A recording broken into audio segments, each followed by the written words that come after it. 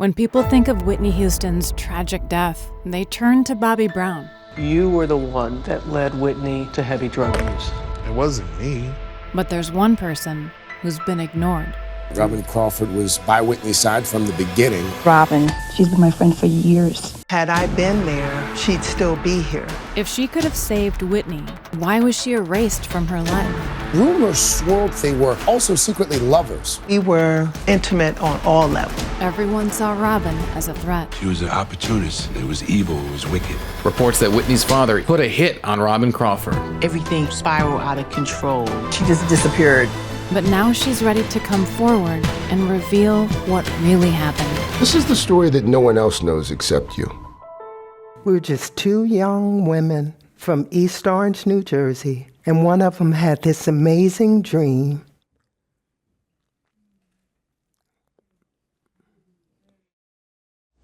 I am not self-destructive. I'm not a person who wants to die.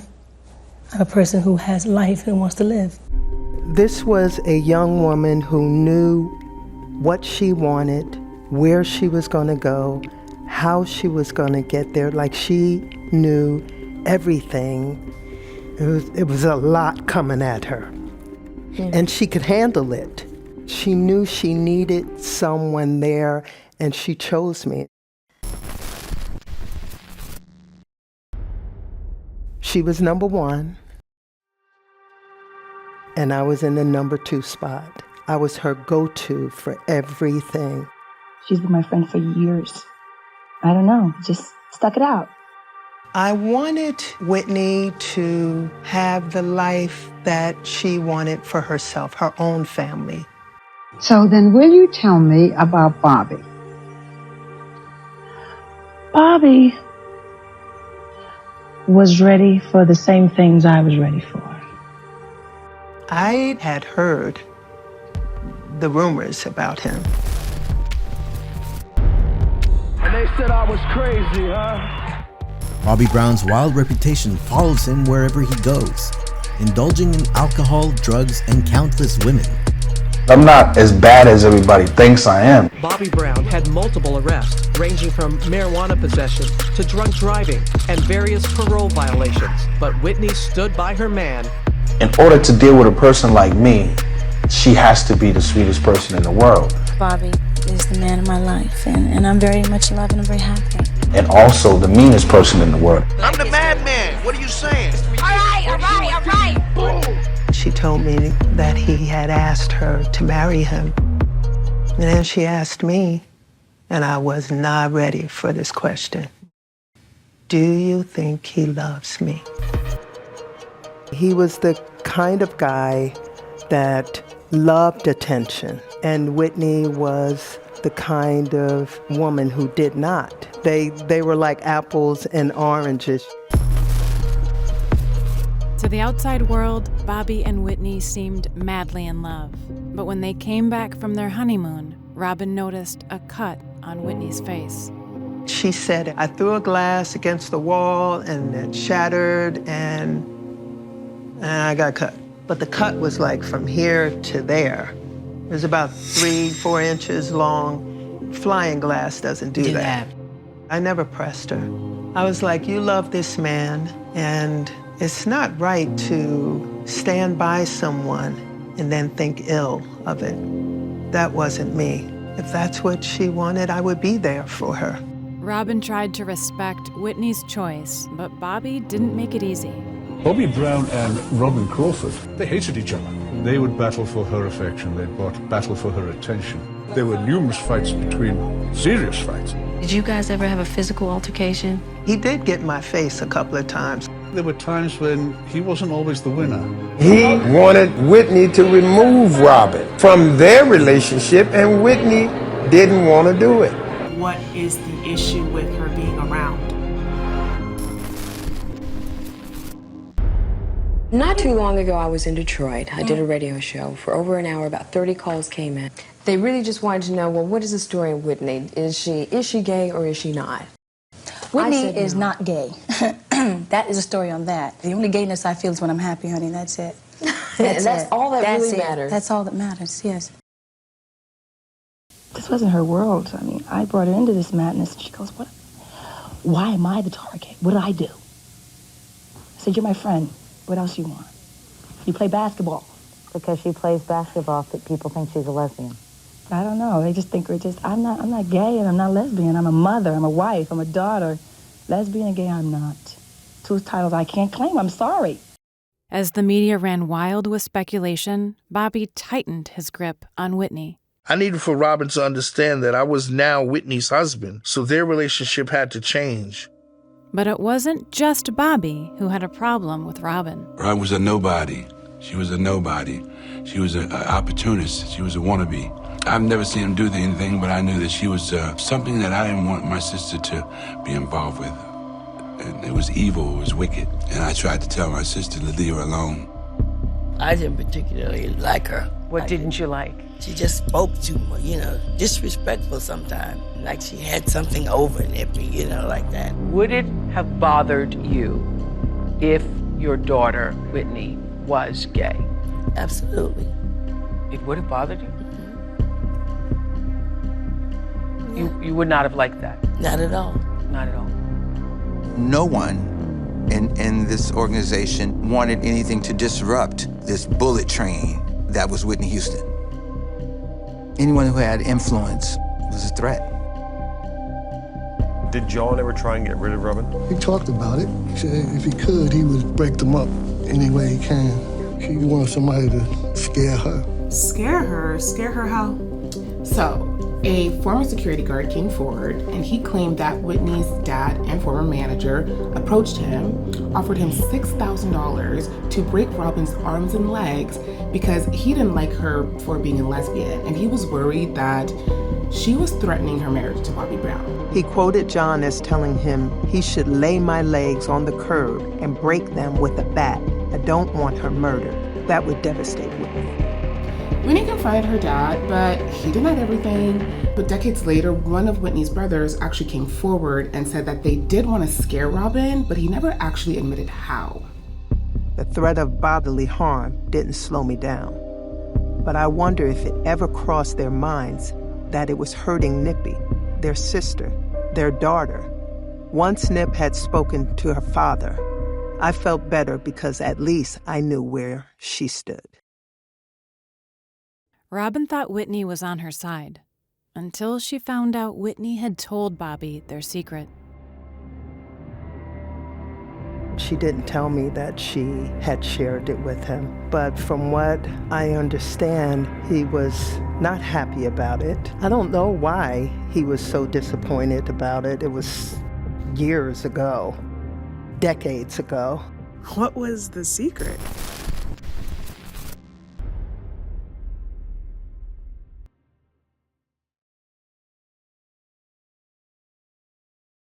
I was 16, and we were working at summer jobs. I remember thinking, wow, this is really going to be a trip this summer. I don't have any friends. And then here comes Robin with this beautiful, beautiful afro. She was tall and very statuesque. She simply stopped me in my tracks. Before I moved on, I gave her one last look and told her I'd keep an eye out for her. I remember thinking, I've known this person, it seems like all my life. I wanted her friendship. That was what was most important. But over that summer, their friendship grew into something more. One day after camp, we were just talking.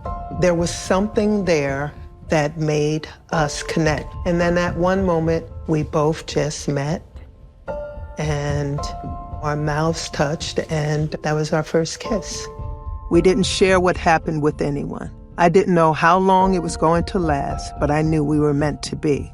Robin and Whitney moved into an apartment together, hiding in plain sight. But Robin could see something was holding Whitney back. When you're raised in church and you're raised in a background of God-fearing religion, there's a certain boundary that you don't cross. You know what I'm saying? Like I could have gotten into a lot more trouble than I got into if I hadn't thought about, my mother's going to kill me, or my father and my mother are going to be so disappointed.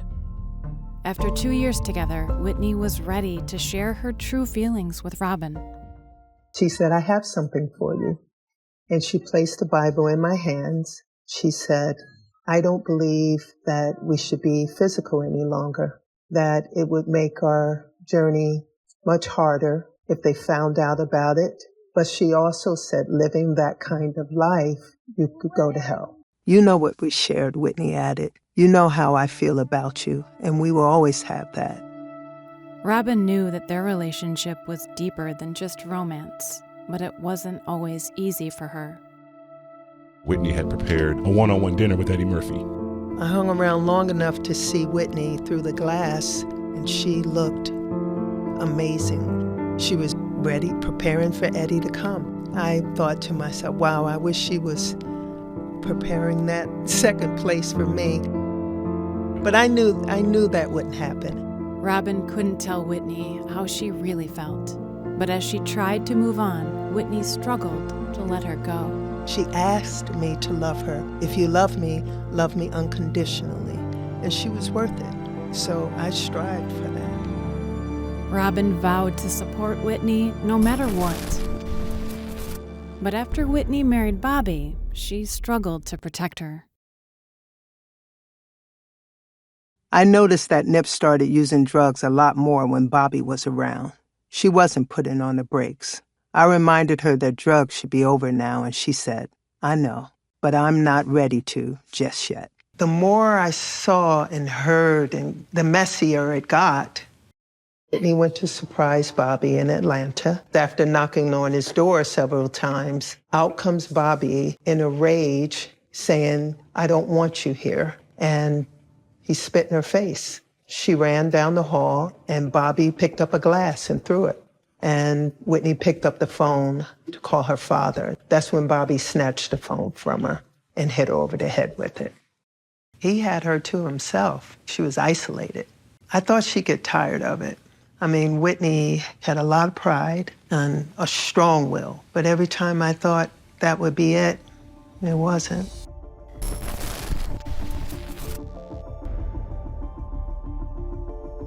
We went out to Los Angeles. It was cancellation after cancellation, and Bobby was traveling with us, which never makes it easy. I went to Fred Siegel, and I purchased George Michael a button-down black shirt since we had run him around for a while. We had canceled 3 sessions with him, just a kind gesture. And Bobby erupted. Are you out of your mind? He started yelling. You don't buy a man a gift from my wife. Are you crazy? Then Whitney joined in saying, apology for what? I understood exactly why I was getting blasted. They were strung out and out of their minds. There was nothing that I could do to make things any better. And for the first time, I realized that I needed to save myself. With Bobby screaming in my face and all that stress and worry about Whitney, I was at a breaking point. It wasn't just Bobby. It was everything.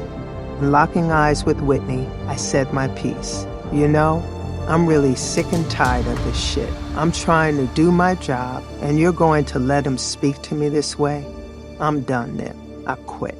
After 20 years of being by Whitney's side, Robin walked away from the person she loved most. I will always say that was the downfall of Whitney. Robin was the person who was keeping her together. And I think that's why the drugs became so important to her. That was that crutch that she used to get through that. Robin tried to move on with her life, but she couldn't escape the media going after Whitney.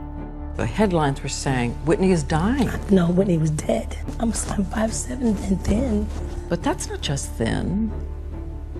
No, what is it? Diane, tell me. Do you know? It's scary thin. Anorexia. No way. Bulimia. No way. That it's because of drugs? No. Is it alcohol? Is it marijuana? Is it cocaine? Is it pills? It has been. At times. All? At times. If you had to name the devil? That would be me. Police are looking to speak to Bobby Brown after a weekend altercation left wife Whitney Houston with a cut lip and bruises on her face. It appears Whitney Houston's greatest love of all isn't Bobby Brown. After a rocky 14-year marriage, the two are on the path to divorce. When did you know that that marriage was not going to work? I just knew, I was like, you don't smell right, you don't look right, something's going on. And then all this other stuff started coming out, being too promiscuous. So the fact that he would be out with other women and would bring that into your with home. my credit card, absolutely. Yeah, I had a problem with that. Whitney Houston has returned from her drama-filled 7-year hiatus from the music industry with the release of a new album. Well, Whitney Houston's comeback tour has hit yet another snag as hundreds of fans walked out of a recent show in Denmark. We're leaving early. She couldn't entertain a dead rat, to be honest. One wrote, she looked and sounded like a person who doesn't have many years left to live. Whitney Houston has enrolled in an outpatient rehabilitation program to deal with drug and alcohol issues. The singer is voluntarily seeking additional treatment after 30 days in rehab. As one source puts it, she really wants it this time. But on February 11th, 2012, while out to dinner, Robin got news that would change her life forever. My phone started to ring and said it was an old friend, so I told Lisa I'd call her back. 2 seconds later, it rang again, another friend calling. Then our friend's phone started to ring. As soon as she hung up the phone, we were all looking at her, wondering what had just happened. She said it. My sister is a huge Whitney Houston fan, and they're saying she passed. I felt my insides shattering.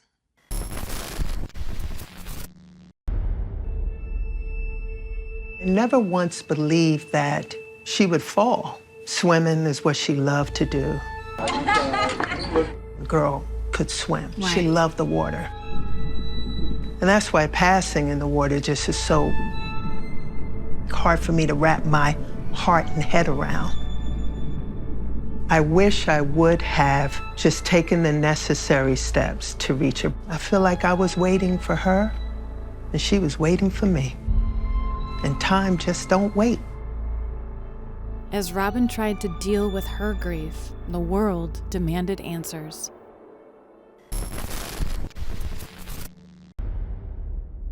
We're learning more tonight about the dark and final days of legendary superstar Whitney Houston. Her ex-husband, Bobby Brown, revealing new and intimate details of the couple's turbulent marriage. People said to me, the one thing that they heard over and over again, that you were the one that led Whitney to heavy drug use. Well, you were the one. It wasn't me. It started her. I take my part, but we all have our own minds. The last few years of our marriage, it was terrible. They had tried on and off to get sober, but Bobby Brown says Whitney just wouldn't stop using. That's what ultimately led to the end of their 14 years of marriage. She just wasn't ready to go that direction. But their relationship struggles weren't the only thing Bobby revealed. Bobby Brown's surprising allegations about Whitney Houston's sexuality. I think their relationship had become sexual at some point. They couldn't be as close as they were before because Whitney now had me in her life, her husband. But Robin wasn't accepting this new development gracefully. She was not happy about being pushed away. Robin watched silently as Bobby told Whitney's secrets to the world. I had great comfort in my silence. But over the years, I began to feel my silence shake, and everything I heard or read, it wasn't accurate. I was bothered by all the bad news I was hearing. I knew Nip didn't deserve it, and I wanted to do something to help her. And that's when I felt the need to stand up, to stand up for my friend's legacy, to lift it. After years of speculation and rumors, Robin Crawford finally breaks her silence on her relationship with Whitney Houston. The late singer's close friend has released a memoir titled A Song for You, My Life with Whitney Houston. Instead of focusing on who was to blame, Robin reminded everyone that Whitney was so much more than her tragic ending. You don't get to that pinnacle stumbling. You have to be focused. You have to put in the time to hone your craft. You have to be gracious and respectful. And she was all those things. Soon, the world started seeing Robin's real impact on Whitney. Strangers walking up to me, feeling like had I been there, she'd still be here. And someone unexpected came forward to honor her. I think if Robin could have been accepted in Whitney's life and remained close to her, Whitney would still be alive today. To this day, Robin continues to proudly share Whitney's story with the world. Ours is a story of loyalty and trust of two women who made a pact to protect and rely on each other. I owe it to my friend to share her story, my story, our story. And I hope that in doing so, I can set us both free. What would you want to say to her? I would want to say, Nep, I love you, and I got you. I will represent. I love that girl like yesterday. And she's with me all the time.